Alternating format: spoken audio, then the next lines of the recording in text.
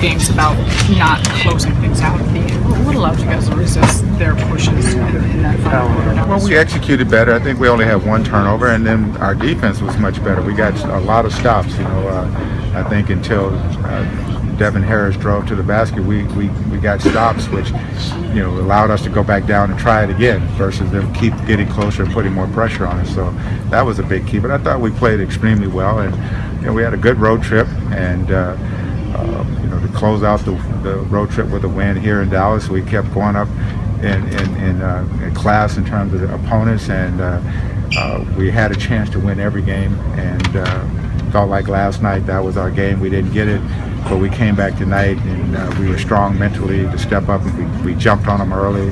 We rode the lead through the game, and ultimately got the win. You talk about defense. What were you able to do against a team that obviously has so many scores and so much offensive power? We guarded them. No, I'm gonna give you a better thing. We switched a lot. We took them out of a lot of their stuff by switching, and that was how we were able to guard them, especially down the stretch there. Stuff that they run and they get open shots, and we kept switching, and the guy that they wanted to shoot wasn't open, and they had to reset and start something else. So that played a big part. We were playing really small, and we just switched a lot of stuff. You talked about trying to build winning last night. It's nice to get some results after a couple of games where you said you guys played well and didn't quite. Well, it happens. You play well a lot.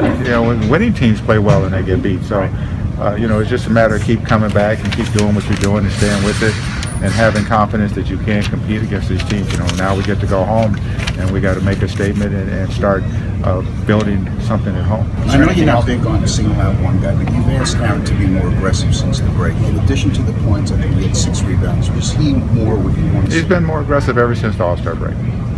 So I can't say any more except he's been more aggressive. Some nights he makes a lot of shots and scores, and some nights he doesn't, but he's had a lot of assists.